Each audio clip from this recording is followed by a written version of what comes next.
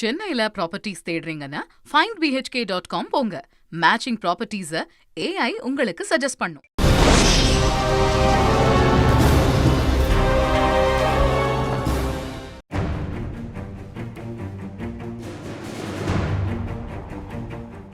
நேற்றைய தினம் ஈரான் ஏவியிருந்த 2 ஏவுகணைகள் உலகத்தின் ஆச்சரிய கண்களை அகல விரிக்க வைத்துள்ளன.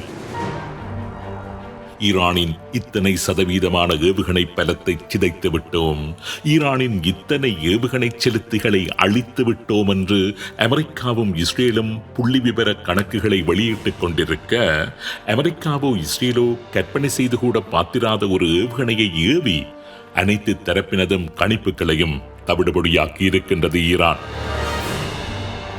இந்திய பெருங்கடலில் தியாகோகசியா தீவில் அமைக்கப்பட்டிருக்கின்ற அமெரிக்க பிரித்தானிய கூட்டுப்படை தளத்தின் மீது ஈரான் நேற்று ஏவியிருந்த 2 ஏவுகணைகளை அமெரிக்கா இஸ்ரேல் உட்பட யாருமே எதிர்பார்த்திருக்கவில்லை. ஈரானிடம் அப்படியான ஒரு ஏவுகணை இருக்குமென்றோ, இத்தனை அழிவுகளை ஈரான் மீது நிகழ்த்திய பின்பும் ஈரானினால் இப்படியான ஒரு தாக்குதலை நடத்த முடியுமென்றோ யாருமே நினைத்து கூட பார்க்கவில்லை. ஆனால் ஈரான் அழிக்கப்படவில்லை என்பதையும், தனது எதிரிகளை தாக்கக்கூடிய பலத்துடன் தான் அது தொடர்ந்து இருந்து கொண்டிருக்கின்றது என்பதையும் தியாகோகசியா அமெரிக்க பிரித்தானிய கூட்டுப்படை தளத்தின் மீது மேற்கொண்ட தாக்குதலினூடாக நேற்றைய தினம் ஈரான் நிரூபித்திருக்கின்றது. தியாகோகசியா தீவு என்பது ஈரானில் இருந்து சுமார் 3700 கிலோமீட்டர் தூரத்தில் இருக்கின்றது. உலகத்தின் கணிப்பின்படி ஈரானினால் தொட்டுவிடக்கூடிய தூரத்தை கடந்துதான் அமெரிக்காவின் அந்த தளம் இருக்கின்றது. யுத்தம் ஆரம்பமான போது ஈரானிடம் இருக்கின்ற ஏவுகணை பலம் பற்றி கணிப்புகளை வெளியிட்டு வந்த அமெரிக்கா, ஈரான் வசம் அதிகபட்சம் 2500 கிலோமீட்டர் தூரம் வரை சென்று தாக்கக்கூடிய பாலிஸ்டிக் ஏவுகணைகள் மாத்திரம்தான் இருக்கின்றது என்று கணிப்பு வெளியிட்டிருந்தது. ஈரான் 5000 கிலோமீட்டர் தூரம் வரை சென்று தாக்குதல் நடத்தக்கூடிய ஏவுகணைகளை தயாரிப்பதற்கு திட்டமிடுகின்றது என்றும், அப்படியான ஏவுகணைகளை தயாரிப்பதற்கு முன்னர் ஈரானின் ஏவுகணை பலத்தை சிதைத்துவிட வேண்டும் என்று கூறித்தான் ஈரான் மீதான தங்களது போரையும் நியாயப்படுத்தியும் வந்தது. ஈரானிடம் இப்படியான நீண்ட தூர ஏவுகணைகள் இருக்கும் என்பதை அமெரிக்கா உட்பட யாருமே கற்பனை செய்து கூட பார்க்கவில்லை. ஆனால் நேற்றைய தினம் ஈரான் ஏவியிருந்த 2 ஏவுகணைகளின் வீச்சு 4000 கிலோமீட்டர். அது 5000 கிலோமீட்டர் தாக்குதல் வீச்சை கொண்ட ஏவுகணைகள் என்றும் சிலர் கூறுகின்றார்கள். இத்தனை தூர வீச்சு கொண்ட ஏவுகணைகள் ஈரானிடம் இருப்பது என்பது ஐரோப்பாவின் பல முக்கிய நகரங்கள் ஈரானின் ஏவுகணை வீச்சுக்குள் இருக்கின்றதான செய்தியை உலகிற்கு கூறுவதாக இருக்கின்றது. இது பல ஐரோப்பிய நாடுகளையும் அமெரிக்காவையும் அதிர்ச்சிக்குள்ளாழ்த்தியுள்ளது. அது மாத்திரமல்ல, ஈரான் மீது அமெரிக்காவும் இஸ்ரேலும் தொடுத்துள்ள யுத்தத்தில் ஈரான் இன்னமும் தாக்குதல் பலத்துடன் தான் நின்று கொண்டிருக்கின்றது என்கின்ற உண்மையையும் வெளிப்படுத்தி நிற்கின்றது. நேற்றைய தினம் தியாகோகசியாவில் உள்ள அமெரிக்க பிரித்தானிய கூட்டுப்படை தளத்தை குறிவைத்து ஈரான் ஏவியிருந்த ஏவுகணை ஈரானின் கொரம்ஷா-4 ஏவுகணை வகையைச் சேர்ந்ததாக இருக்கலாம் என்று சில ஆய்வாளர்கள் கூறுகின்றார்கள். 20 தொன் எடையுள்ள IRBM, அதாவது இன்டர்மீடியட் ரேஞ்ச் பாலிஸ்டிக் மிசைலாக அது இருக்கலாம் என்றும் சிலர் கூறுகின்றார்கள். அதேபோன்று நேற்றைய தினம் ஈரான் ஏவியிருந்த ஏவுகணைகள் ஈரானின் புதிய தயாரிப்பான செஜில்-3 ஏவுகணைகளாக இருக்கலாம் என்றும் சில ஆய்வாளர்கள் கூறுகின்றார்கள். அதேவேளை நேற்றைய தினம் ஈரான் ஏவியிருந்த அந்த ஏவுகணைகள் வான்வெளியில் இருந்து ஏவக்கூடிய சிமோர்க் ஸ்பேஸ் லான்ச் ராக்கெட் என்ற ஏவுகணையின் மேம்படுத்தப்பட்ட வடிவமாக இருக்கலாம் என்றும் சில ஆய்வாளர்கள் கூறுகின்றார்கள். ஆனால் இங்கு மிக முக்கியமாக பார்க்கப்பட வேண்டிய விடயம் என்னவென்றால், உலகின் பல கண்டங்களை ஈரான் தனது தாக்குதல் வீச்சு எல்லைக்குள் கொண்டு வந்து விட்டுள்ளது என்பதுதான். நேற்றைய தினம் ஈரான் ஏவியிருந்த 2 ஏவுகணைகளுமே இலக்கை நெருங்குவதற்கு முன்னதாகவே வானில் வைத்து அழிக்கப்பட்டு விட்டன என்பது உண்மைதான். ஈரானினால் குறித்த இலக்கை தாக்க முடியவில்லை என்பதும் உண்மைதான். ஆனாலும் இங்கு மிக முக்கியமாக பார்க்கப்பட வேண்டிய விடயங்கள் என்னவென்றால், ஈரான் தனது தாக்குதல் பலத்தை இன்னமும் இழக்கவில்லை என்பதைத்தான். நினைத்த இலக்கை நினைத்த மாத்திரத்தில் ஈரானினால் தாக்க முடிகின்றது என்பதைத்தான். ஈரானிடம் 4000-5000 கிலோமீட்டர் தூரம் வரை சென்று தாக்குதல் நடத்தக்கூடிய கண்டம் விட்டு கண்டம் பாயும் ஏவுகணைகள் இன்னமும் இருக்கின்றன என்பதுதான். ஈரானை அழித்து முடித்து விட்டதாக ட்ரம்ப் கூறி வருகின்ற நிலையிலும் ஈரானினால் அமெரிக்கா போன்ற ஒரு வல்லரசை அச்சுறுத்த முடிகின்றது என்பதைத்தான். நேற்று இரவு இஸ்ரேலின் அணுநிலைகள் அணுவாயுதங்கள் இருப்பதாக நம்பப்படுகின்ற டிமோனா மற்றும் அரன் போன்ற இடங்களில் ஈரான் மேற்கொண்ட பாலிஸ்டிக் ஏவுகணை தாக்குதல்களும் ஈரானின் தாக்குதல் பலத்தை பறைசாற்றுவதாக இருக்கின்றது. இஸ்ரேலின் வான் பாதுகாப்பு பொறிமுறைகளை எல்லாம் மீறி ஈரானின் 3 ஏவுகணைகள் இந்த பிரதேசத்தை நேரடியாக தாக்கியுள்ளதாகவும் 100 பேர் வரையில் காயமடைந்துள்ளதாகவும் ஆரம்ப கட்ட தகவல்கள் தெரிவிக்கின்றன. ஈரானின் அந்த ஏவுகணை தாக்குதலினால் இஸ்ரேலின் அணு சார்ந்த விடயங்களுக்கு ஏற்பட்ட சேத விவரங்கள் என்ன என்பது பற்றி இந்த நிகழ்ச்சி தயாரிக்கப்படுகின்ற வரைக்கும் செய்திகள் வெளியாகவில்லை. இன்றைய நிகழ்ச்சியில் அடுத்ததாக உங்களை ஈரானின் ஏவுகணை சிதறல்கள் விழுந்து வெடித்த ஒரு இடத்திற்கு அழைத்துச் செல்ல இருக்கின்றோம்.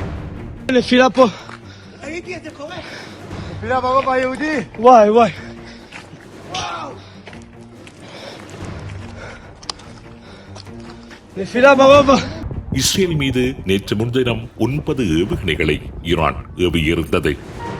அவைகள் அனைத்துமே வானில் வைத்து இடைமறிக்கப்பட்டு தாக்கி அழிக்கப்பட்ட போதும் அந்த ஏவுகணைகளின் சில சிதறல்கள் ஜெருசலேமின் சில பகுதிகளில் விழுந்து வெடித்திருந்தன.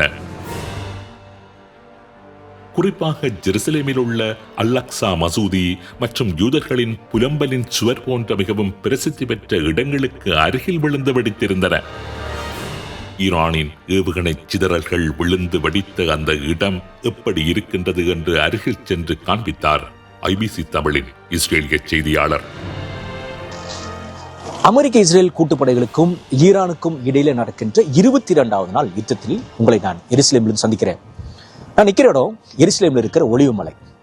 எனக்கு எதிரே நீங்க பார்க்குற அந்த பெரிய ஏரியா தான் ஜெருசலேமுடைய ஓல்ட் சிட்டி. இந்த ஓல்ட் சிட்டி ஏறக்குறைய 220 ஏக்கர் பரப்பளவு உள்ள பகுதி.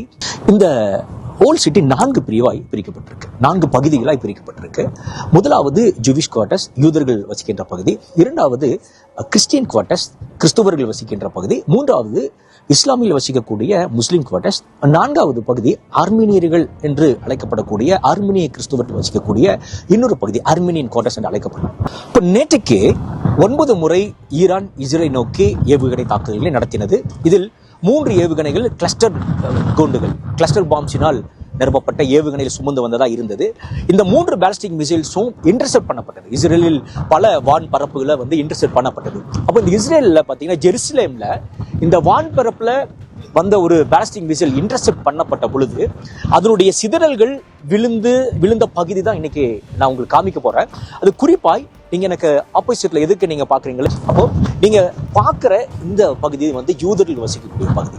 சரியா? இந்த இடத்துல நேற்றுக்கு இன்டர்செப்ட் பண்ணப்பட்ட ஒரு மிகப்பெரிய சிதறல் அது விழுந்து இந்த இடத்துல ஒரு பாதிப்பை ஏற்படுத்தி இருக்கிறது. அதை நம்ம இன்னைக்கு பார்க்க போறோம். ஆனா அதற்கு முன்பதாக உங்களுக்கு ஒரு சின்ன ஒரு இன்ட்ரோடக்ஷன், ஓல்ட் சிட்டியை பத்தியான ஒரு இன்ட்ரோடக்ஷன். இதுல நீங்க பாக்குற இந்த மிகப்பெரிய பரப்பளவு உள்ள இந்த பகுதி அல்-அக்ஸா மசூதி வளாகம். இதுதான் உலகத்திலேயே புவிசார் அரசியலில் மிகவும் பதட்டம் நிறைந்த பகுதி.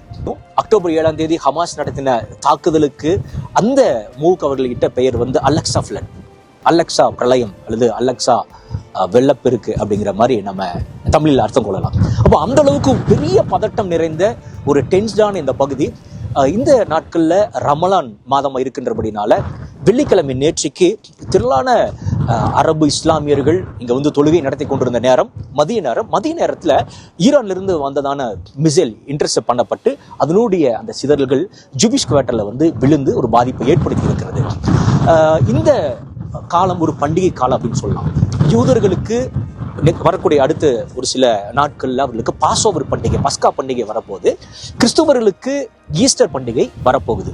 அப்போ இந்த போன வாரத்திலேயே கிறிஸ்துவர்களுக்கும் யூதர்களுக்கும் இஸ்லாமியர்களுக்கு புனிதத்தனமாக கருதப்படுகிற 3 புனித தலங்களும் பெரிய அளவில் அச்சுறுத்துதல்கள், பாதுகாப்பு அச்சுறுத்துதல்கள் இருக்கிறது என்று சொல்லி இஸ்ரேலிய அரசாங்கமாக இருக்கட்டும், ஜெருசலேமுடைய காவல்துறை பார்டர் ஃபோர்ஸாக இருக்கட்டும், இங்கு எந்த வழிபாடுகளும் நடத்தக்கூடாது என்று சொல்லி அந்த பகுதிகள் எல்லாம் தடை செய்யப்பட்டிருந்தது.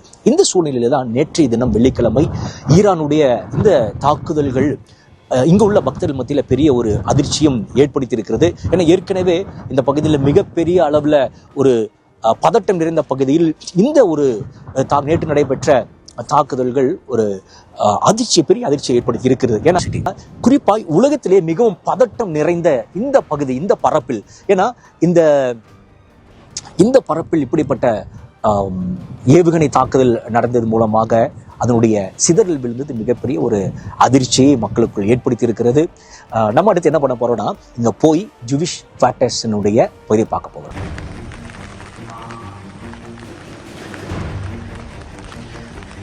இந்த பார்க்கிங் ஏரியாவில் இது 2வது முறை, போன வாரத்திலேயே 2வது முறை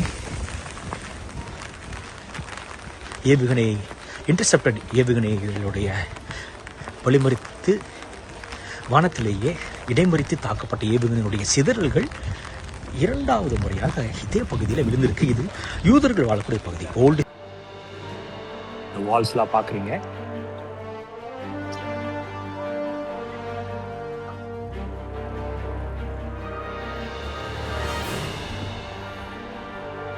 ஜூவிஷ் குவார்ட்டர்ஸ்.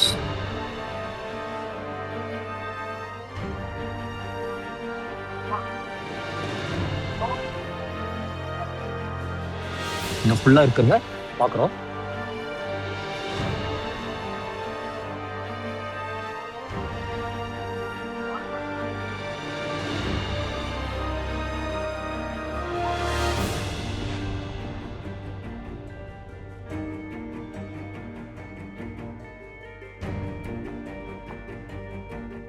கரெக்டா மிசைலினுடைய அந்த டெப்ரிஸ் ஹிட்டான அந்த பகுதியை வந்து நான் இப்போ காமிக்கிறேன். இது ஜூவிஷ் குவார்ட்டர்ஸ். இப்போ நம்ம என்னன்னா, இது எந்த அளவுக்கு பாதிப்பை ஏற்படுத்து அப்படிங்கிறத வந்து இங்கிருந்து பார்க்க முடியல.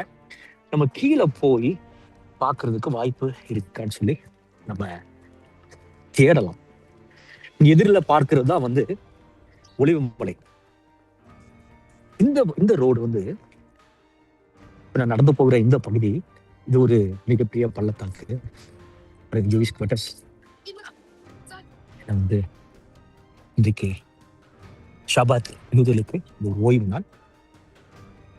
இந்த நாட்கள்ல இந்த யுத்தத்தினுடைய 22வது நாள்ல ஜெருசலேம் ஓல்ட் சிட்டி எப்படி இருக்கு அப்படிங்கிறத நீங்க பார்க்கலாம். ஏன் மக்கள்லாம் இல்லைன்னா, இன்னைக்கு ஷபாத் யூதர்களுடைய ஓய்வு நாள் இருக்கிறதுனால இங்க ஆஃபீஸஸ், ஸ்கூல்ஸ், காலேஜஸ் எல்லாமே க்ளோஸ் பண்ணப்பட்டிருக்கும். அமெரிக்க இஸ்ரேல் கூட்டுப்படைகளுக்கும் ஈரானுக்கும் இடையிலே நடக்கிற யுத்தத்தினுடைய 22வது நாள். நேற்றுக்கு 21வது நாள், ஃப்ரைடே. நேற்றைய தினம் இஸ்லாமியர்களுக்கு இந்த ரமலான் மாதத்தில் மிக முக்கியமான ஒரு நாள். அதேபோல் யூதர்களை பொறுத்தவரையிலும் நேற்றுக்கு ஈவினிங் ஓய்வு நாள், ஷபாத் தொடங்குகிற ஒரு நாள். இந்த நேரத்தில் பார்த்தீங்கன்னா இஸ்ரேலை நோக்கி ஏவப்பட்ட ஏவுகணைகள், குறிப்பாய் 3 பாலிஸ்டிக் மிசைல்ஸ் நேற்று ஏவப்பட்டது. அது இந்த வான்பரப்பில் இடைமறித்து தாக்கப்பட்ட பொழுது அதிலிருந்து விழுந்த சிதறல்கள் தான் விழுந்த இடம் தான் நீங்கள் பார்க்குறீங்க மேலே. இது எருசலேமில் இருக்கிற ஜூவிஷ் குவார்ட்டர்ஸ், யூதர்கள் வசிக்கக்கூடிய பகுதி. இது ஒரு பார்க்கிங் ஸ்லாட்னு வச்சுக்கோங்களேன். இதுக்கு மேலே இருக்கிறதுலாம் வந்து பார்க்கிங் ஸ்லாட். இந்த பார்க்கிங் ஸ்லாட்டில் இது 2வது முறை. போன வாரத்துக்கு முந்தின வாரம் நடந்த இதே மாதிரியான இன்டர்செப்ஷனில் இந்த சிதறல் விழுந்த இடம் வந்து இதுக்கு மேலே பக்கத்தில் இருக்குது. சின்ன ஒரு சிதறல் துண்டு விழுந்த இடம். இது நேற்றைக்கு பார்த்தீங்கன்னா இது இந்த மேலே பார்க்குறீங்க. ஏன்னா மேலேருந்து அந்த வீடியோவில் பார்க்கும்போது உங்களுக்கு தெளிவாக தெரியல. அதை இங்கேருந்து நான் உங்களுக்கு கீழேருந்து நான் காமிக்கிறேன். அது எந்த அளவுக்கு வந்து ஒரு டேமேஜ் உண்டு பண்ணியிருக்கு அப்படிங்கிறத நீங்கள் பார்க்கலாம். இது மிகப்பெரிய சத்தத்தோடு இங்கே கீழே விழுந்ததை பக்கத்தில் இருக்கிறவங்களாம் கேட்டிருக்காங்க. ஏன்னா இந்த நாட்களில் ஈரான் வந்து மோர் தென் 2 டைம்ஸ் 2 டன்னுக்கு மேலான வெடிப்பொருட்கள் நிரப்பப்பட்ட ஏவுகணைகளை ஏவுகிறதாக ஈரானே சொல்லியிருக்கு. இந்த சூழ்நிலையில் மக்கள் வந்து இது ஒரு பண்டிகை காலம். ரமலான் பண்டிகை, பாஸ்ஓவர் பண்டிகை யூதர்களுக்கு வருது, கிறிஸ்தவர்களுக்கு ஈஸ்டர் பண்டிகை வருது. இந்த நாட்களில் இந்த போர் முடிந்தால் நலமாக இருக்கும் அப்படிங்கிறது எங்களுடைய மக்களுடைய விருப்பமாக இருக்கிறது. இதுதான் இந்த 21வது நாளினுடைய ஒரு அப்டேட். நான் வந்து 22ஆம் தேதி கொடுத்துருக்கேன். தொடர்ந்து உங்களுடைய இந்த செய்திக்கான, இந்த வார் நியூஸுக்கான அப்டேட்ஸ்க்கு நீங்கள் ஐபிசி தமிழை சப்ஸ்கிரைப் பண்ணி நீங்கள் ஜாயின் பண்ணுங்கள். அது ஒவ்வொரு நோட்டிஃபிகேஷன் உங்களுக்கு வரும் பொழுது அப்டேட்ஸை தெரிஞ்சுக்க அது ஈஸியாக இருக்கும்.